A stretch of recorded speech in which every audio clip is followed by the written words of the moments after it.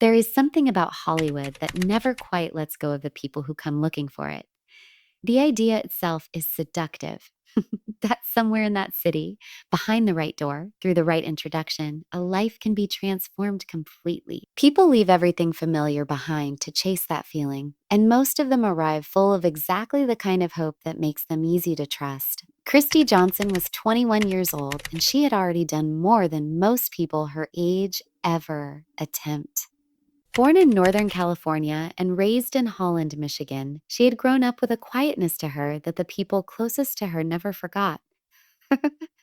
Her mother described her as peaceful, easy to be around, the kind of person who made a room feel settled just by being in. After high school, she spent a year in college and then landed a job as an assistant on the set of a Sandra Bullock film called Murder by Numbers. That one experience changed the direction of everything. She had caught the entertainment bug. And once that happens, it is almost impossible to shake. She moved to Los Angeles with a clear enough plan. She was working for a phone company to pay the bills, studying, training as a makeup artist, and spending every spare hour handing out resumes and headshots, trying to get in front of anyone who might be able to open a door. She had already booked work on a music video. She emailed her dad, Kirk, to tell him she had been nervous at first, but had stuck with it, and that she felt she was finally on her way. For someone who had only been in the city a few months, she was moving quickly. So she had an energy about her that drew people in. Valentine's weekend, 2003, Kristi called her mom, Terry, to say she was heading to the Century City shopping center to browse. Terry told her not to buy anything, that she would pay for whatever she found as a Valentine's gift. Some Valentine's gift. That was the kind of ordinary, warm exchange that families have without knowing it might be one of the last ones. On February 15th, Kristi came home from the mall buzzing with excitement. She sat down with her roommate, Carrie, and told her something remarkable had happened. While she was at the mall, a man had approached her. He said his name was Victor Thomas and that he was a casting agent. He told her he was working on the latest James Bond film and that he was looking for a fresh face, someone who could fit the look of one of the iconic Bond girls. He had told her the audition was essentially a formality. The part, he said, was already hers. Kristi told Carrie she was apprehensive. She was not naive, but she also could not ignore what this represented. This was the sole reason she had come to Los Angeles in the first place. She showed Carrie the clothes Victor had told her to purchase for the meeting: a black miniskirt, a crisp white men's shirt, a pair of stilettos she had picked up at the mall that same afternoon. She was meeting him at 5:30 in Beverly Hills. She left the apartment that evening, dressed and ready, believing she was walking toward the beginning of everything she had worked for. She did not come home that night. Carrie assumed maybe the meeting had run long, or that Kristi had gone out afterward with people she had met. There was nothing alarming in her absence, not yet. The next day passed, still nothing. And the day after that, Kristi had not contacted anyone. She missed her shift at work. When Terry called the Santa Monica Police Department to file a missing person report, investigators moved on it quickly. This was not someone who dropped off the grid. Every person who knew Kristi said the same thing. This was not like her at all. Detectives went to the apartment. Carrie told them everything about the casting call, about Victor Thomas, about the Bond film and the outfit and the meeting in Beverly Hills. Inside Kristi's room, they found the receipt for the stilettos she had bought that afternoon. Mall surveillance footage confirmed she had purchased the skirt as well. They pulled every camera in the building, searching for any sign of the man she had met. He did not appear on a single frame. He had known where the cameras were, or he had simply been careful enough to stay out of their range. Her phone had been active at 5:32 on the afternoon she disappeared, but the signal was not coming from Beverly Hills. It was pinging from Laurel Canyon in the Hollywood Hills. After that, the phone went dark. No more activity. No bank transactions. Nothing. Around the same time her signal had last been recorded, a photographer named Douglas Kirkland was standing at the top of Wonderland Park Avenue in the Hollywood Hills when a young woman in a white car pulled up beside him. She was a little lost, running late, and asked him for directions. Directions. He remembered the look on her face clearly. He had seen it 1,000 times in that city. Another young woman with big hopes and somewhere important to be. He pointed her in the right direction and watched her drive away. Within days, Douglas would see that same face in news coverage. Not for the reasons he had briefly wished for her. Terry and Kirk flew out immediately. They began making the rounds through every media outlet that would have them, keeping Kristi's face in front of as many people as possible. It was the kind of exhausting, desperate work that parents do when everything else has been taken from them. And then something unexpected happened. A small article in a local newspaper caught the attention of a woman named Susan Murphy. She read it and went cold. Huckabah. A few weeks before Kristi disappeared, Susan had been approached inside a Macy's at the same Century City Mall by a man who introduced himself as Victor Thomas, casting agent for the new James Bond production. He told her to come and meet him and gave her the same instructions about the outfit. A black miniskirt, a white men's shirt, stilettos. Susan brought her boyfriend Mark along and had him wait outside in the car while she went to meet Victor. The moment he saw her, he was visibly angry that she was not wearing the exact clothing he had specified. She asked him to produce some form of identification.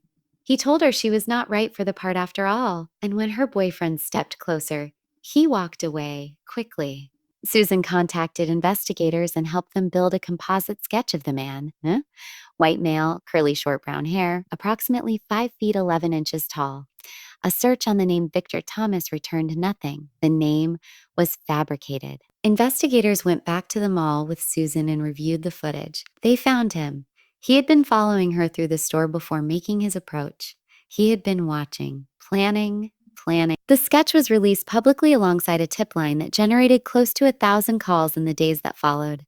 One of those calls came from an actress named Kathy DeBono. She looked at the sketch and recognized the face immediately.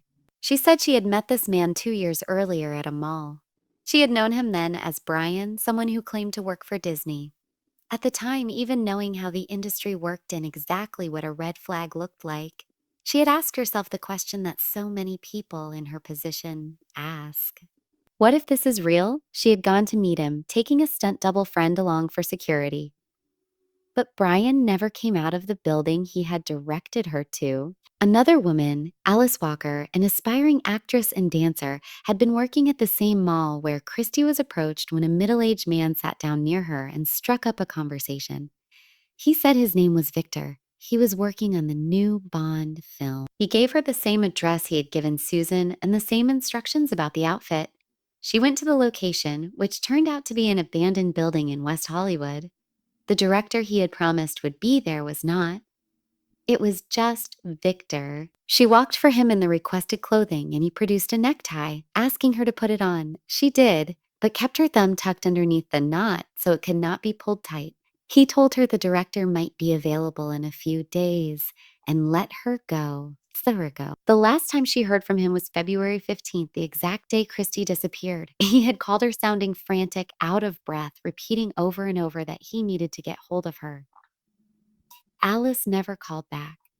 Then she turned on the news. It was a parole officer who finally attached a real name to the sketch. She recognized the face from her own professional records. His name was Victor Paleologus. She had been monitoring him following his release from prison. He had been sentenced in 1999 to nearly 9 years for falsifying financial documents, writing a fraudulent check, and assault with intent to commit a sex act. He had been released from custody just 26 days before Kristi Johnson disappeared from a mall in the same city where he was required to report regularly. Victor was not difficult to locate. Just 2 days after Kristi went missing, he had been arrested attempting to steal a BMW in Beverly Hills. He was already sitting in county jail. He was 40 years old. He said he had no idea who Kristi Johnson was. Without physical evidence or a body at that point, there was little more that could be done. Investigators continued building the picture of who Victor Paleologus actually was, and that picture was deeply unsettling. In 1991, a woman named Kristi Inclusion had been lured by Victor, who was calling himself John at the time, into a hotel suite. He told her she was going to meet Madonna at an industry party. He described himself as an executive at Columbia Records. Once inside the suite, he tied her to a bed and attacked her. She bit him and managed to escape. Victor was acquitted of attempted rape but pleaded guilty to false imprisonment. He received 3 years of probation. The jury foreman was quoted describing Victor as not looking like a rapist. Christine Clusion sat on that stand and told a courtroom that this man had done this before, that he would do it again, and that next time he would kill someone because he had nearly killed her. She was 21 years old when she said that. She was right about everything. The same year, a different actress named Christine Davis encountered Victor under a new identity. He called himself Joe Messi, someone connected to Disney. He slipped something into her drink, but she noticed a white powder dissolving in the glass just in time and contacted police. No charges were ever filed. In 1996, Victor broke into the home of a woman he had briefly dated and came at her with a ligature. A SWAT team was called in when he barricaded himself inside the property. In 1998, he told a woman named Heather Mahar that he was a Disney movie producer. He asked her to meet him at a hotel wearing a black miniskirt and black heels. He showed her fake contracts. He asked her to pose for modeling photographs. Then he tied a cord around her ankles, pinned her to the floor, and attempted to rape her. She broke free and drove directly to a police station. He received a 4-year sentence. By February 2003, Victor Paleologus had spent the better part of a decade establishing and refining a pattern. The same script, the same costume requirements, the same progression from flattery to isolation to violence. And yet each time the system had found a way to return him to the streets. 26 days before Kristi Johnson walked into that mall, he had walked out of prison once again. March 5th, 2003. Two hikers were making their way through a remote ravine in the Hollywood Hills when they spotted something far below them. Nearly 100 feet down the slope, partially visible through the brush, was the badly decomposed body of a young woman. The lead investigator on the case, Virginia Obonchain, asked to be physically lowered into the ravine to see it herself. She had been part of this investigation from the beginning. She needed to see it through. A tattoo of a hibiscus flower on the young woman's back confirmed what everyone had feared. It was Kristi Johnson. She was partially clothed and had been covered with a sleeping bag. Her hands and ankles had been bound. There was significant trauma to her skull. She had been strangled. The medical examiner determined she had likely been killed on the same afternoon she disappeared. Because of the degree of decomposition, a definitive finding on sexual assault could not be made. Victor was arrested and charged with the murder of Kristi Johnson. The case against him was built almost entirely on circumstantial evidence. There was no DNA recovered, no hair or fiber linking him to the scene, no witnesses who had seen them together. His lawyers pointed to this directly, arguing that no one could have been that clean by accident. It was a fair observation, even if the intent behind it was not. The prosecution acknowledged the absence of forensic evidence openly and then explained why the testimony of the other women was not just helpful, it was the case. Without them, the pattern would have had no voice. And the pattern was the argument. In July 2006, after 2 weeks of testimony, Victor's legal team approached the prosecution. He was willing to accept responsibility for Kristi's death, but would not provide any information about what had actually happened. In exchange, the death penalty was taken off the table. He was sentenced to 25 years to life with the possibility of parole. On the day of sentencing, he submitted a letter to the judge requesting to withdraw his plea, saying his attorney had pressured him into it. The judge denied the motion without hesitation. The law, he stated plainly, does not allow a plea withdrawal simply because a defendant has changed his mind. Kirk and Terry Johnson addressed Victor in that courtroom before the sentence was imposed. Kirk spoke about the last Father's Day card his daughter had sent him. He said he still had it, that he cherished it. He described Victor as someone who had been allowed to let evil escalate unchallenged for years until it consumed a young woman who had barely begun her life. Terry described Kristi as her guardian angel, the source of whatever strength remained in her. 3 days into his sentence, Victor sat for a recorded interview and did what he had always done. He denied everything. He said he had accepted responsibility only because his lawyers told him it was the only way to avoid the death penalty. He said he was not responsible for her death. He said it with the same calm certainty he had used to convince a dozen women over a dozen years that he was someone worth trusting. In 2008, he appealed to the California Supreme Court. The appeal was denied. Kathy DeBono, the actress who had come close to her own encounter with Victor and had since built a career in psychology with a particular focus on psychopathy, spent years trying to understand exactly what Victor Paleologus was. He became one of her primary subjects. She wrote to him in prison seeking an interview. He initially refused, then agreed to correspond by letter. They exchanged letters for years. In one exchange, she asked him to simply be honest, to talk about what he actually wanted to say. A week later, she received a graphic sexual fantasy narrative in the mail. She had her answer. He was not changing. He had never intended to change. She compiled everything she had and made sure it was in the hands of his parole board before any hearing could take place. Through this work, Kathy came across a cold case from 1988. In a suburb of Philadelphia, the skeletal remains of a young pregnant woman had been discovered behind a distillery.